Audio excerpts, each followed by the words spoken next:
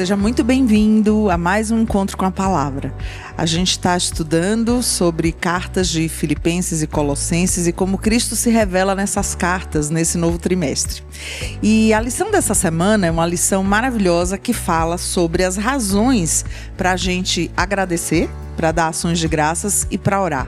E de fato, Paulo sempre começa as suas cartas com saudações e ações de graças. Ele sempre vai dando essa junção de que você precisa dar graças e fala um pouco sobre a importância disso.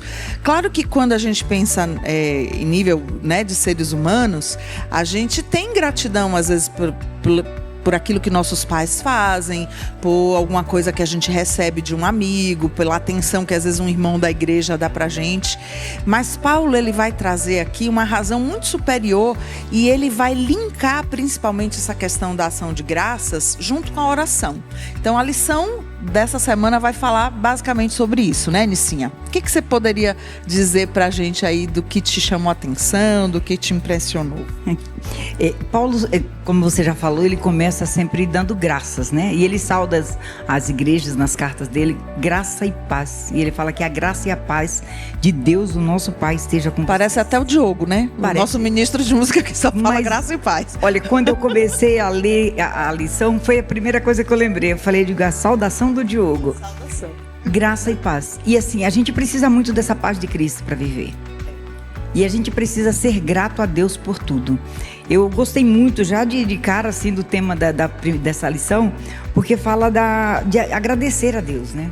A gente é muito ingrato. A gente recebe muito de Deus e agradece pouco.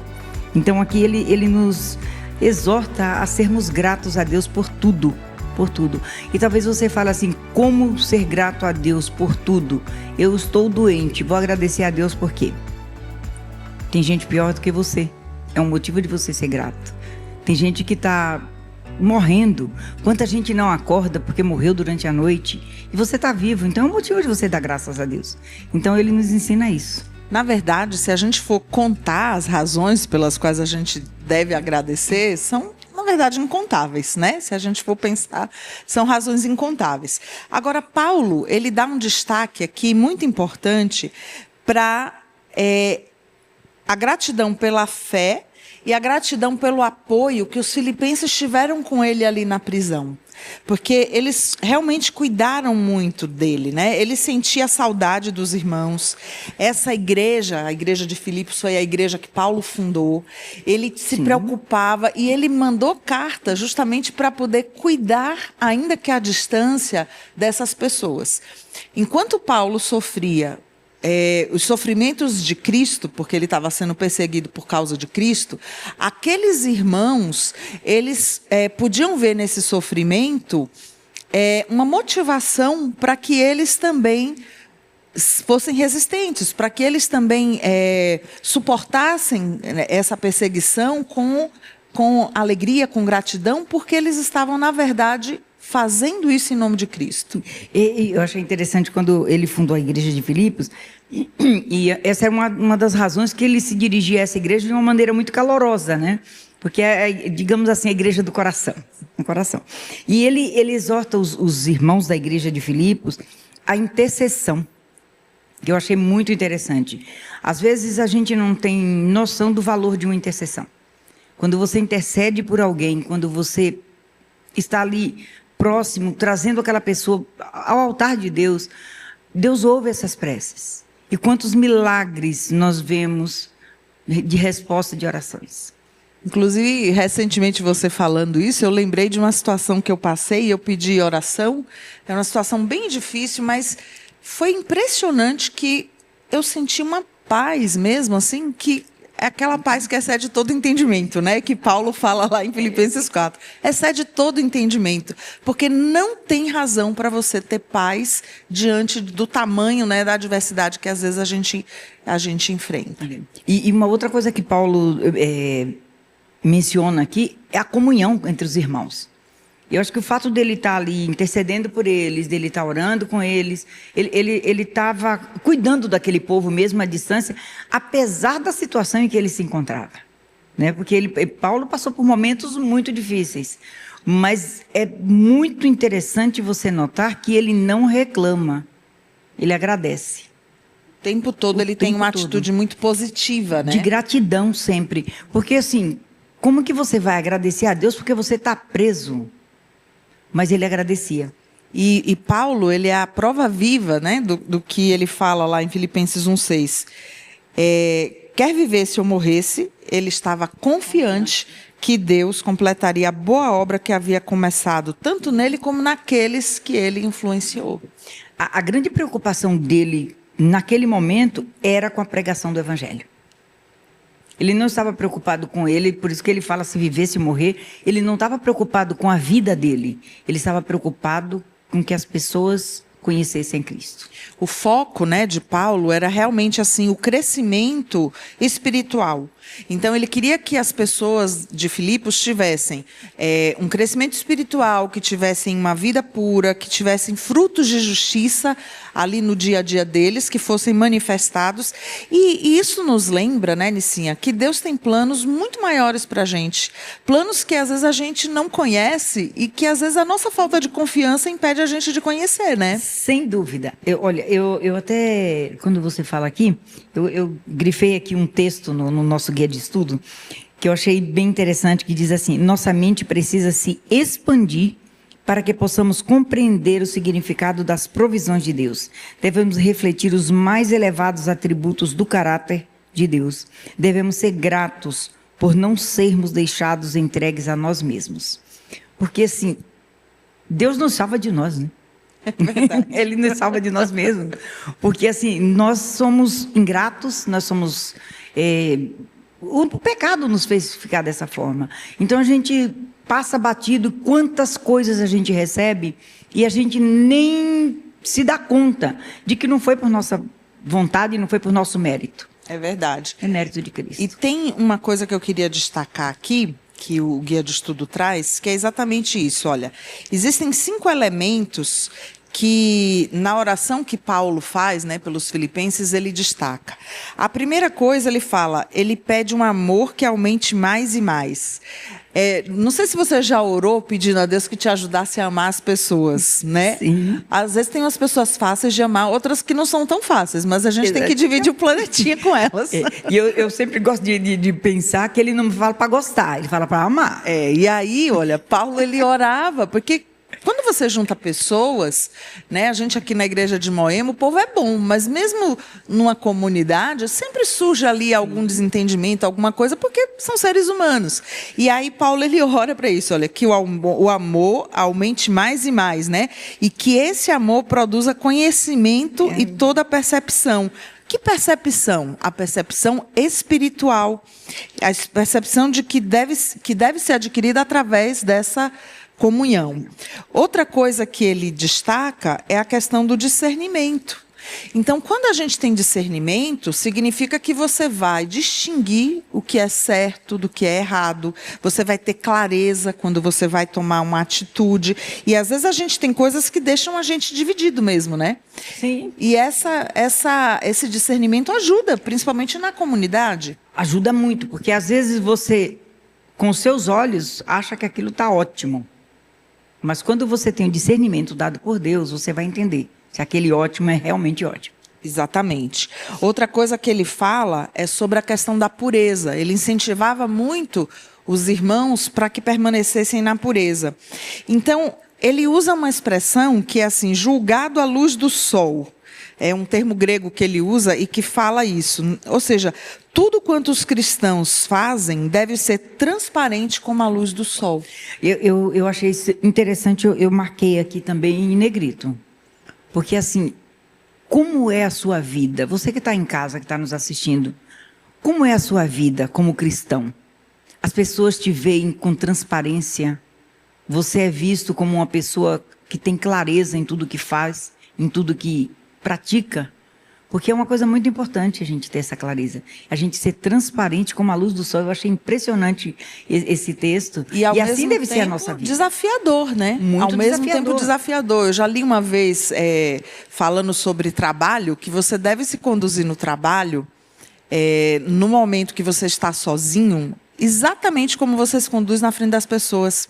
Porque, às vezes, na frente das pessoas, a gente tem uma conduta, e quando você está sozinho, né, se você realmente é um cristão, você não vai levar nenhum clipes aqui para sua casa daquilo que não é seu, né? É diferente você estar sozinho de você vestir a capa de crente e sair para a igreja. É verdade. Outra coisa que ele fala é que eles deveriam ser irrepreensíveis ou inculpáveis. Ou seja, a gente não pode ser um obstáculo para os outros. A gente deve evitar atitudes, expressões, palavras, ações que comprometam a fé de alguém. Isso é muito sério. Isso é muito sério. A Bíblia fala até que, Jesus fala, né, que às vezes era melhor que você amarrasse uma pedra ali e jogasse no fundo do mar do que você atrapalhar um pequenino de chegar até o céu, né? Você sabe que essa foi uma oração que eu aprendi com a minha mãe. A minha mãe sempre falava, a gente tem que cuidar muito com o que a gente é, com o que a gente faz, para que as pessoas não pequem por nossa causa. Era uma consciência que ele queria que o povo de Filipos tivesse, né? E a última coisa que ele destaca é a justiça por meio de Cristo. Ou seja, a gente não tem justiça em nós mesmos, né? Então, Paulo reconhecia isso. A gente não tem justiça. Só que a gente tem uma justiça por meio de Cristo. Ou seja, a gente deve se apropriar disso. E então é importante também a gente ter confiança. Porque a gente vai errar. A gente vai falhar, mas quando a gente tem confiança que essa justiça de Cristo cobre a multidão dos nossos pecados, a gente tem esperança. A gente não fica também se achando o pior pecador do mundo, porque a gente tem o maior Salvador do mundo. Essa é uma coisa bem importante que você falou, Thalita, porque assim, a gente às vezes sente que tem essa vontade, às vezes, a gente querer fazer as coisas. A gente tem vontade de ser diferente, mas o mundo de pecado que a gente vive, a condição de pecador que nós vivemos, muitas vezes nos afasta de Deus. E para a gente ter essa vida digna, da gente saber que nós, por nós mesmos, não temos justiça, mas a nossa justiça vem de Cristo, isso nos leva a pensar que nós precisamos ter uma comunhão com Cristo. Porque se a gente não anda com Ele, a gente não tem como seguir os passos dele. O discernimento espiritual não vem, né? Não vem. E a lição fala muito sobre essa questão do discernimento espiritual. Por que os filipenses ficaram tão aflitos, né? Quando Paulo foi preso? É natural. Eu fiquei pensando ontem, né? Quando eu estava aqui preparando aqui essa lição, eu pensei assim, imagina se aqui na igreja de Moema, de repente o nosso pastor Robson fosse preso. Como que a comunidade iria se sentir? Todo mundo ia ficar extremamente preocupado. É exatamente o que aconteceu lá com eles. Por quê? Exatamente. Eles sabiam que agora o trabalho estaria limitado, porque ele não poderia mais viajar, não poderia mais pregar nas sinagogas, né? Não poderia ensinar sobre Jesus como Messias, não poderia fundar novas igrejas. Pelo menos era a visão inicial que eles tinham. Sim. Só que Paulo não se limitou por algemas, por prisão, por barreiras. Ele viu ali na prisão um novo ministério, né? Ele vê uma oportunidade de pregar o evangelho. Exatamente. E essa deve ser a nossa atitude. Nós temos que ver a oportunidade de falar de Cristo para as pessoas em qualquer circunstância. A gente não precisa ser aquele cristão chato que fica perturbando as pessoas, que tem gente que não, é inconveniente.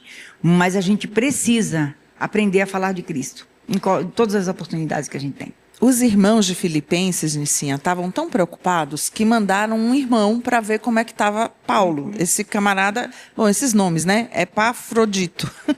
Para verificar como ele estava, oferecer encorajamento e também garantir que as suas necessidades físicas fossem atendidas.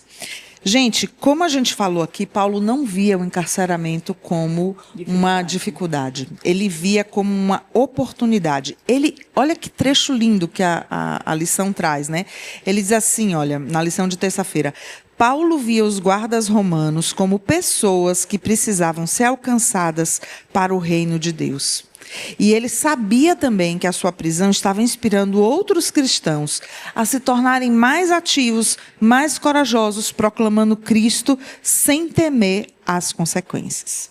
Então, quando a gente encontra alguém, né, seja no nosso condomínio, seja no nosso trabalho, Paulo via aqui esses guardas romanos como crentes em nome de Jesus. É o que a gente deve ver também. Sim. E interessante que, como em todo lugar que tem gente boa, como a gente falou, tem os ruins também. Você deve ter notado aqui um ponto importante. Eu grifei aqui. É difícil você imaginar, mas teve quem pensasse em se beneficiar com a prisão de Paulo. Por isso que Jeremias fala, né? Enganoso é o coração. Mais que todas as coisas. Porque eles achavam que assim, ele está preso, agora então agora vai as mensagens que ele pregou vão se alcançar, vai criar uma comoção, né? Mais ou menos isso. E as pessoas, eu acho que eles pensavam assim, eu agora vou falar e eu vou ser visto também, porque Paulo, digamos assim, nos nossos dias, seria uma sumidade falando do Evangelho. E muitos pensaram em se beneficiar nessa situação. E eu fiquei pensando, gente, como é difícil lidar com o ser humano. É desafiador, né? É muito desafiador.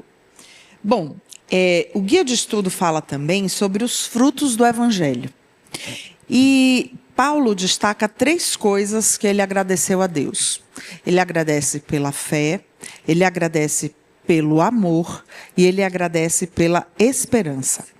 Ele não atribuiu, aqui ele fala, nessa passagem, ele está falando mais para os irmãos de Colossos, né? Os colossenses. Ele não atribuiu essas virtudes aos irmãos.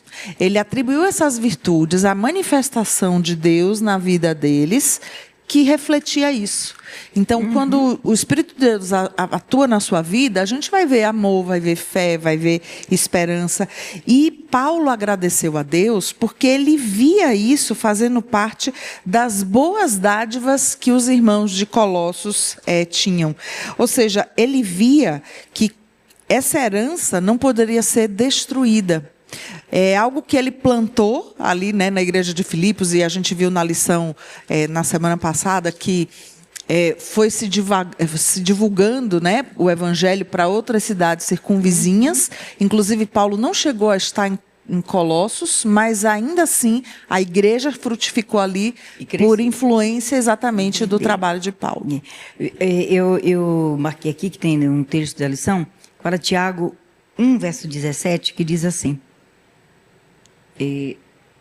toda boa dádiva e todo dom perfeito são lá do alto, descendo do Pai das luzes, em quem não pode existir variação ou sombra de mudança. Ou seja, tudo vem de Deus. E a gente está falando de um período que a gente pode botar aí mais ou menos, né? Paulo já estava mais idoso nesse momento. A gente pode calcular que talvez aí já tivesse passado uns 30 anos, né? Desde a morte de Cristo. E Paulo fala assim, olha, o evangelho chegou a todo mundo. Claro, todo mundo daquele momento, né? Daquele contexto histórico ali onde ele estava.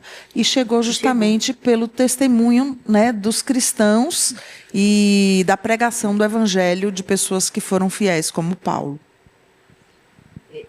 As pessoas que ouviram, creram, eles aceitaram o evangelho. E assim, quando ele fala a todo mundo, eu achei interessante também esse texto, ele fala assim, o evangelho chegou a todo o mundo. Nós hoje temos a missão de levar o evangelho a toda criatura. Em Mateus 24 diz, esse evangelho do reino será pregado a todo o mundo, em testemunha a todas as nações, e então virá o fim.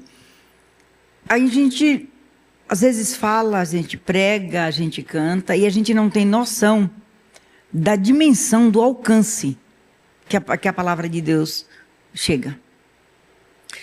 Paulo viu, né, nos Colossenses uma forma digna de viver o evangelho. E eu acho que esse exemplo, né, Nicinha, alcança realmente as pessoas. Isso que você falou, como que vai, né, chegar? E ele destaca aqui, numa oração que ele faz pelos Colossenses, 3 pedidos específicos. Ele diz assim, olha, eu peço sabedoria para eles, uma vida digna, força e gratidão. E aí ele destaca alguns elementos, né, que são importantes para a gente conhecer a vontade de Deus enquanto a gente busca Deus em oração. E aí ele destaca, por exemplo, a direção do Espírito Santo. Primeira coisa que ele destaca. Então, o Espírito Santo nos guia quando aprendemos a reconhecer a sua voz.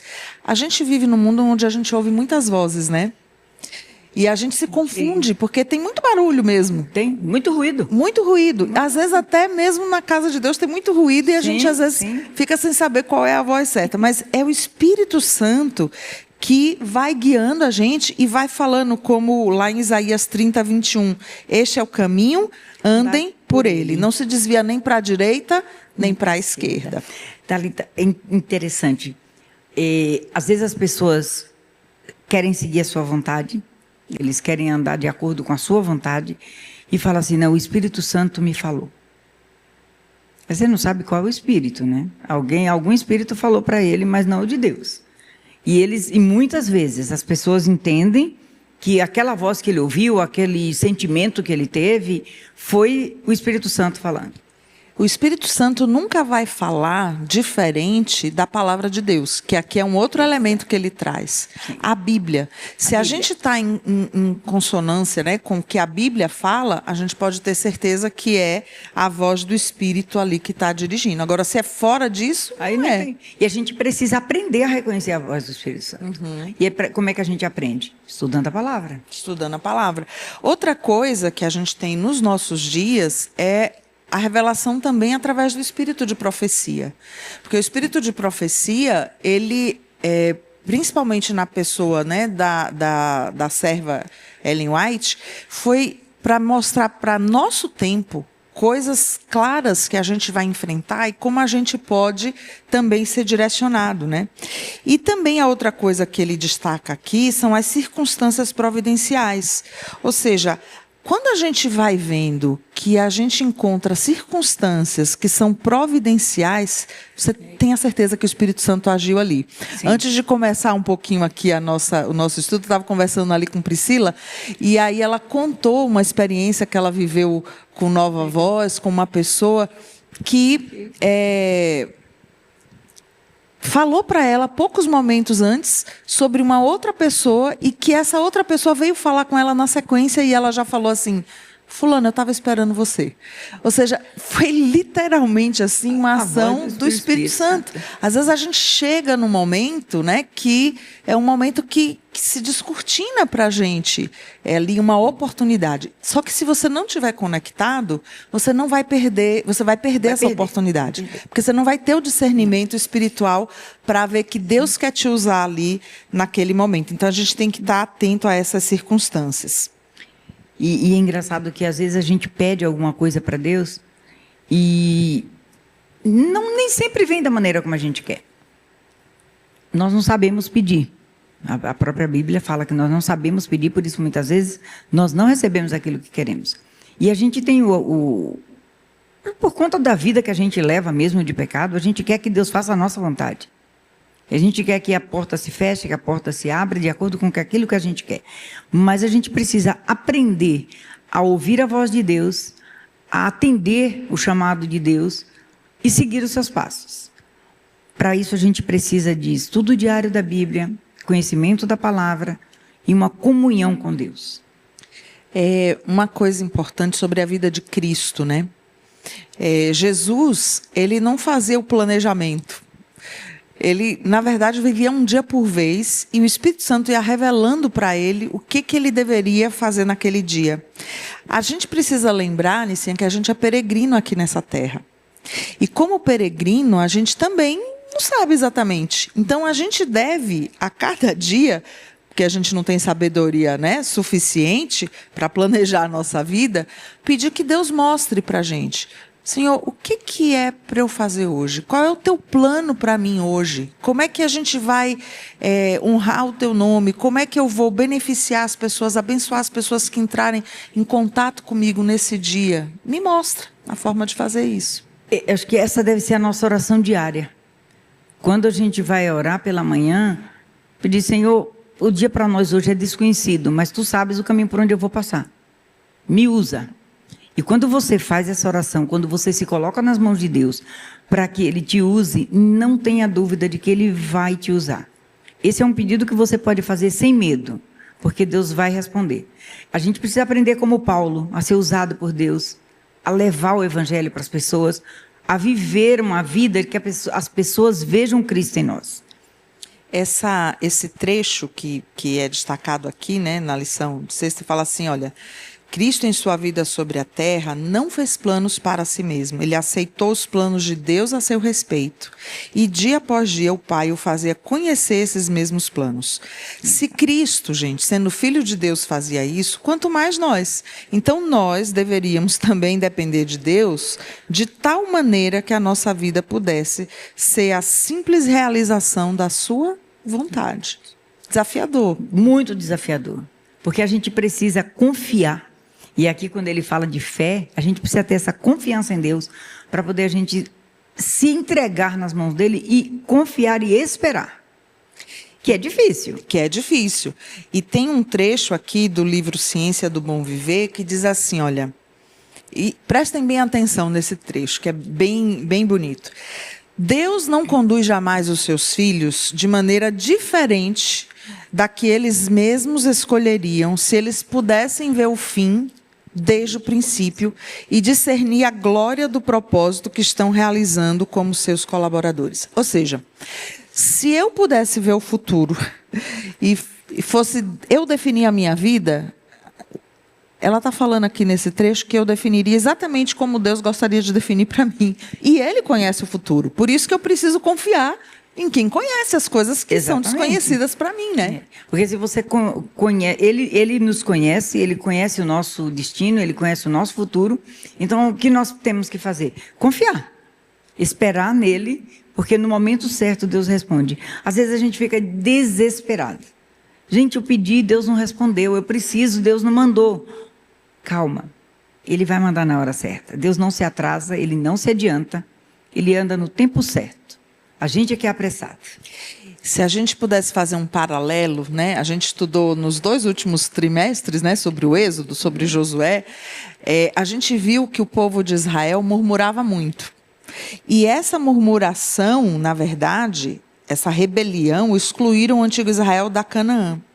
Será que a gente não tem passado de forma semelhante, como o povo de Israel, no Israel espiritual hoje também, murmurado, reclamado, sendo rebeldes, e isso de alguma forma também não tem distanciado esse momento do encontro com Cristo, né, que a gente vai ter? Ou seja, a incredulidade, o mundanismo, a falta de consagração, a contenda que às vezes existem entre o próprio povo de Deus, né, tudo isso... se isso fosse extirpado, a gente talvez já teria essa revelação, né, da vinda de Cristo aqui. Por quê? Porque a gente já teria talvez comunicado para todas as pessoas, né, que vivem nesse mundo de pecado e de dor, essa mensagem que Cristo nos designou a compartilhar. Olha, quando você fala da lição passada, em alguns momentos eu mencionei que o povo de Israel era muito reclamão. Murmuravam sempre, estavam reclamando, estavam recebendo as bênçãos de Deus e estavam reclamando. Eles reclamaram porque demorou, eles reclamaram porque não tinha carne, eles reclamaram. Eles sempre tinham motivo para reclamar. Ao contrário de Paulo, Paulo sempre tinha motivo para agradecer. É tão bom quando a gente recebe presente, quando a gente encontra os amigos, às vezes a gente encontra gente que não vê há muito tempo. É motivo de gratidão. Mas a gente precisa ser grato por tudo.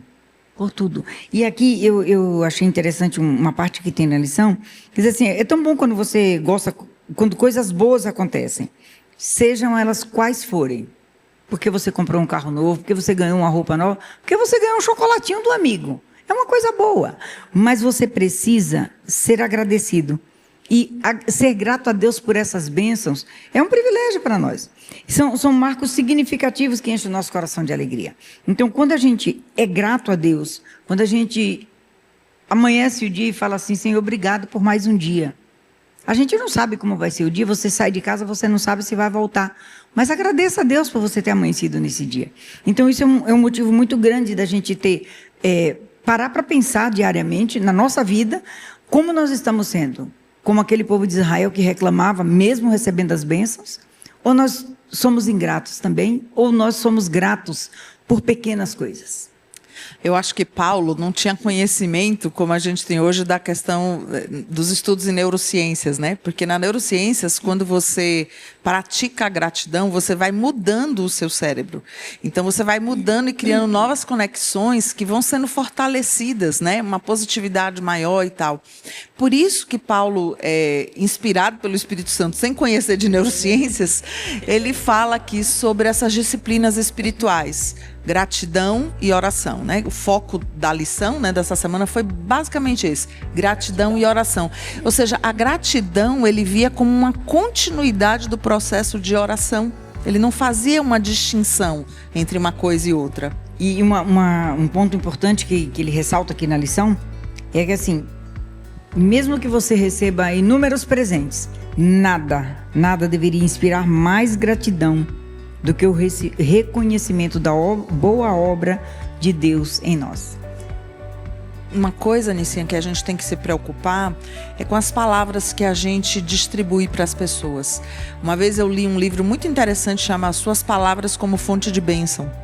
Porque você, a cada dia, com as suas palavras, pode realmente abençoar, como Paulo fazia, mesmo em circunstâncias desafiadoras, ou você pode ser um peso.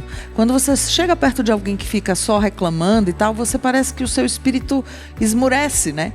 Então, esse é o chamado, né? O chamado dessa lição, é esse convite para que a gente possa praticar, né, o agradecimento, que a gente possa colocar nas nossas orações a gratidão como uma forma de orar, que isso vai fazer uma diferença muito grande. Com certeza. Eu convido você que está em casa, se você ainda não tem este hábito de ser grato a Deus, comece hoje. Por pequenas coisas. Às vezes a gente não consegue fazer uma maratona, mas a gente começa com pequenas caminhadas. Assim é a vida cristã. Você pode começar aprendendo a ser grato a Deus por tudo o que Ele faz por você. Por pequenas coisas. Agradeça, agradeça e agradeça. E você vai ter uma vida muito melhor. A gente espera você no próximo encontro para estudarmos mais um pouquinho sobre o livro de Filipenses e Colossenses. Que Deus te abençoe.